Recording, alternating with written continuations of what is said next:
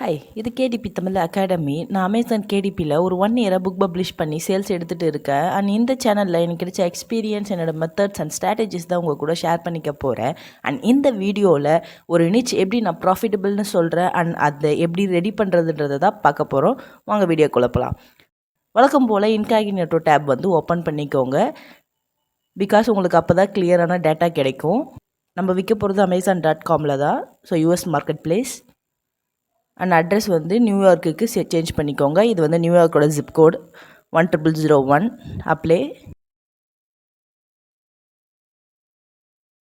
இப்போ இன்றைக்கி நம்ம பார்க்க போகிற நிச் என்னென்னா நோனோகிராம் பசில் புக்ஸ். ஓகே, ரிசல்ட் வந்துடுச்சு. இப்போ பார்த்தீங்கன்னா டோட்டல் நம்பர் ஆஃப் ரிசல்ட்ஸ் வந்து 832. பிலோ 1000 இருக்குது. நம்மளுடைய ஃபேக்டருக்கு கம்மியாக தான் இருக்குது. அண்ட் நிச் ஸ்கோர் பார்த்திங்கன்னா அபோவ் 50, 75 இருக்குது. அண்ட் டிமாண்ட் பார்த்திங்கன்னா அதிகமாகவே இருக்குது. 4க்கு அபோவே இருக்குது, 7 இருக்குது. அண்ட் ரிவ்யூஸ் பார்த்திங்கன்னா நான் எல்லா வீடியோலையும் சொல்கிற மாதிரி ரிவ்யூஸ் 1000க்கு கம்மியாக இருக்கணும். ரீசன், நம்மள மாதிரி இண்டிவிஜுவல் பப்ளிஷர்ஸ் அப்போ தான் அதிகமாக இருக்காங்கன்னு அர்த்தம்.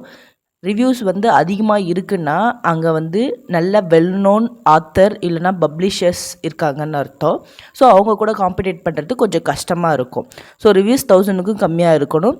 அண்டு பெஸ்ட் செல்லர் ரேங்க் வந்து ரீசெண்டாக பப்ளிஷ் ஆன எதனா 3 புக்கு பிலோ 300Kல இருக்கணும். அப்படி இருந்துச்சுன்னா நல்லா சேல் ஆகிட்டு இருக்குது இந்த நிச்சுன்னு அர்த்தம். ஸோ அதே பார்த்தலாம்.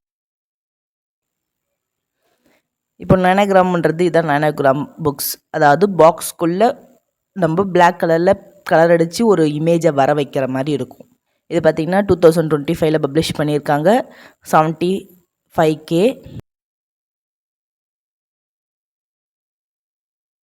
அண்ட் இதுவும் 2025 266K. இது பார்த்திங்கன்னா 90K. அண்ட் 2025ல் பப்ளிஷ் பண்ணது 58K. இது பார்த்திங்கன்னா 2026ல் தான், மார்ச் மாதம், போன மாதம் தான் பப்ளிஷ் பண்ணியிருக்காங்க. 149K. பப்ளிஷ் பண்ணதுலேருந்து ரொம்ப நல்லாவே அந்த புக்கு சேல்ஸ் போயிட்டு இருக்குது. ஸோ இப்போ பார்த்திங்கன்னா நிறையா புக்கு வந்து 300Kக்கும் கம்மியாகவே இருக்குது. 3 புக்ஸ்க்கு மேலே இருக்குது. ஓகே, ஒரு புக்கை செலக்ட் பண்ணி அதோடைய இன்டீரியர் வந்து எப்படி இருக்குன்னு பார்க்கலாம். இதோடைய பேக் பேஜில் பார்த்திங்கனாவே தெரியும் உங்களுக்கு. ஒரு பசில் முடித்ததுக்கப்புறம் அதோடைய இன்டீரியர் எப்படி இருக்கும், சொல்யூஷன் எப்படி வரும்ன்றது இப்படி தான் இருக்கும். ஓகேங்களா, நம்ம வந்து பிளாங்காக ஒரு பசில் கொடுப்போம். அதை வந்து கஸ்டமர்ஸ் சால்வ் பண்ணுவாங்க. சால்வ் பண்ணதுக்கப்புறம் உங்களுக்கு இந்த மாதிரி தான் பிளாக் அண்ட் ஒயிட்டில் இமேஜஸ் வரும். ஸோ இப்போ இன்டீரியர் பார்ப்போம்.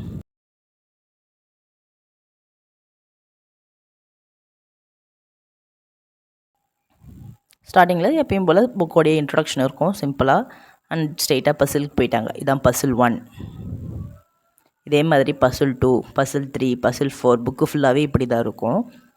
அதுக்கப்புறம் ஃபைனலாக ஆன்சர்ஸ் கொடுத்துருப்பாங்க இந்த மாதிரி. இப்போது இந்த மாதிரி பசில்ஸை எப்படி க்ரியேட் பண்ணுறதுன்னு பார்க்கலாம். இதுக்கு உங்களுக்கு ஒரு பிளாக் அண்ட் ஒயிட்டில் ஒரு இமேஜ் தேவைப்படும். இமேஜை எடுக்கிறதுக்கு நான் ஆல்ரெடி பிக்ஸாபேன்னு ஒரு வெப்சைட் சொல்லியிருப்பேன். இந்த வெப்சைட் வந்து இமேஜஸ் நீங்கள் எவ்வளோ இமேஜஸ், எந்த இமேஜஸ் வேணால் டவுன்லோட் பண்ணிக்கலாம். எல்லாமே காப்பிரைட் ஃப்ரீ இமேஜஸ் தான். ஸோ இதில் போய்ட்டு ஷில்அவுட்ஸ் கொடுங்க. இல்லுஸ்ட்ரேஷன் கலர் வந்து பிளாக் வச்சுக்கோங்க. ஓகே, இப்போ பார்த்தீங்கன்னா தெரியும் இந்த இமேஜ். இதை வந்து டவுன்லோட் பண்ணிக்கோங்க. அண்ட் அதுக்கப்புறம் இந்த இமேஜ் இதையும் டவுன்லோட் பண்ணிக்கோங்க. இந்த மாதிரி இமேஜஸ் கொஞ்சம் பார்க்க கிளியராகவும் கரெக்டாகவும் இருக்கணும். நீங்கள் இது கூட டவுன்லோட் பண்ணிக்கலாம். ரொம்ப ஒரு இந்த மாதிரி கொஞ்சம் காம்ப்ளிகேட்டாக இருக்கிற இமேஜஸ்லாம் வராது, கொஞ்சம் கஷ்டமாக இருக்கும்.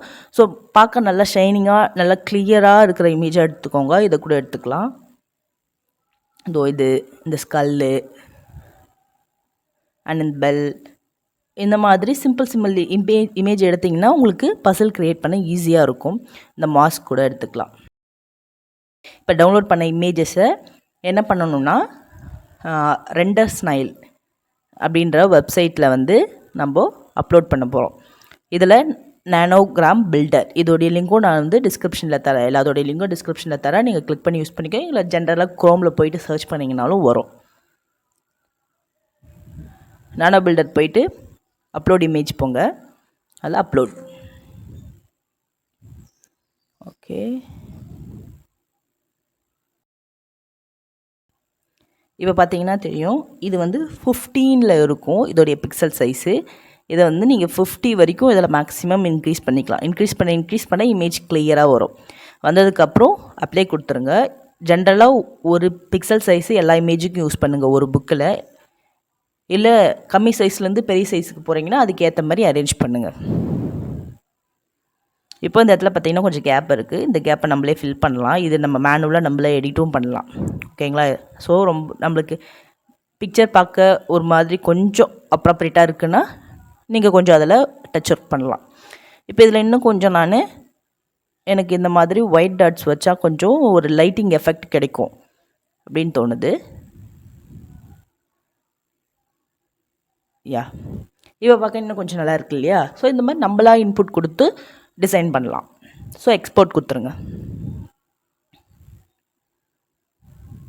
ஓகே, இப்போ இதுதான் கொஸ்டின் நமக்கு ஜென்ரேட் ஆகிடுச்சு. இதை டவுன்லோட் பிஎன்ஜி.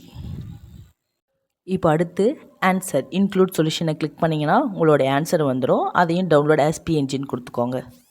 இப்போ கேன்வா ஓப்பன் பண்ணிவிட்டு கஸ்டம் சைஸில் 8.5x11 பேஜ் ஓப்பன் பண்ணிக்கோங்க. நியூவாக அப்லோட்ஸ்.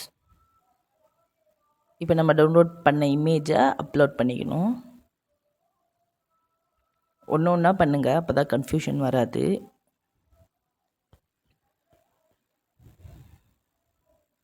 ஓகே,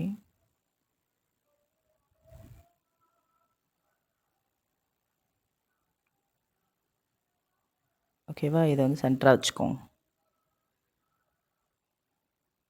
ரொம்ப எட்ஜ் வரைக்கும் போகக்கூடாது. ட்ரிம் சைஸில் அப்புறம் திரும்ப ரிஜெக்ட் பண்ணிவிடுவாங்க அமேசானில். ஸோ முடிஞ்ச அளவுக்கு இன்டீரியர்லேயே வச்சுக்கோங்க. இது கொஸ்டின்.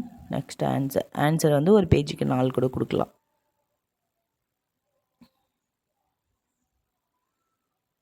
ஓகேங்களா? நெக்ஸ்ட்டு இதிலே போயிட்டு திரும்ப அப்லோடில் போயிட்டு இமேஜை வந்து அப்லோட் பண்ணுங்கள்.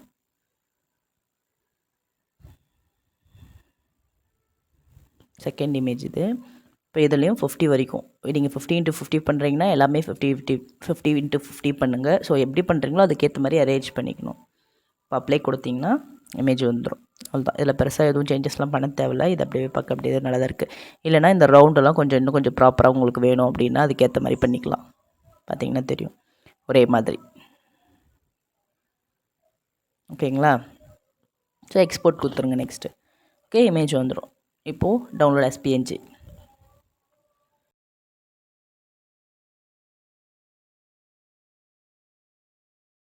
ஓகே, இப்போ கொஸ்டின் அண்ட் ஆன்சர் ரெண்டுமே வந்து டவுன்லோட் ஆகிடுச்சு. திரும்ப வந்து அப்லோட் பண்ணிக்கோங்க. இங்கே இருக்கா?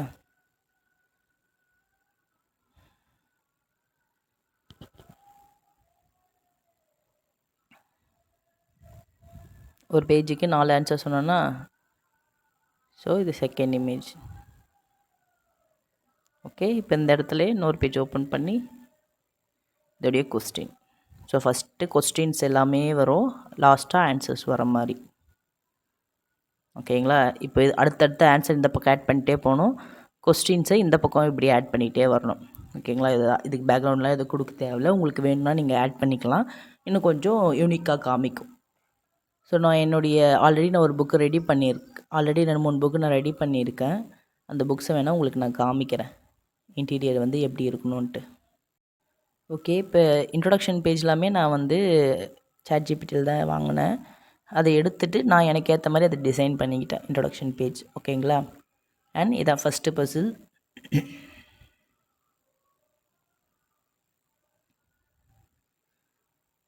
ஸோ இந்த மாதிரி ஸ்டார்டிங் ஃபுல்லாக பசில்ஸ் தான் இருக்கும். இங்கே கீழே பார்த்தீங்கன்னா தெரியும். ஓகேங்களா? கிட்டத்தட்ட 100 பசில்ஸ் இருக்கும்னு நினைக்கிறேன். ஓகே, யா 100 பசில்ஸ்.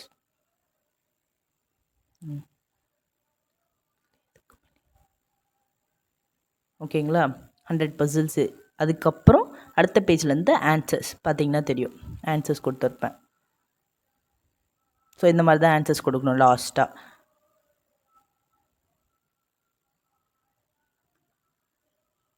ஓகே, இப்போ வந்து நான் என்னுடைய எல்லா வீடியோலையும் சொல்கிற மாதிரி தான், நீங்கள் ஒரே ஒரு நிச் எடுத்துகிட்டு ஒரே ஒரு பசில் போட்டிங்கன்னா இல்லை ஒரே ஒரு புக்கு போட்டிங்கன்னா கண்டிப்பாக சேல்ஸ் வராது. வந்தாலும் ரொம்ப கஷ்டம், ஸ்ட்ரகிள் ஆகுவீங்க. ஸோ இப்போ நான் இந்த நோனோகிராம் பசில் சொல்கிறேன்னா இதுலேயே நிறைய வெரைட்டிஸ், நிறைய ஜானர்ஸ் இருக்கும். செலக்ட் பண்ணுங்கள். ஒரு 10 புக்கு 15 புக்கு எடுங்க.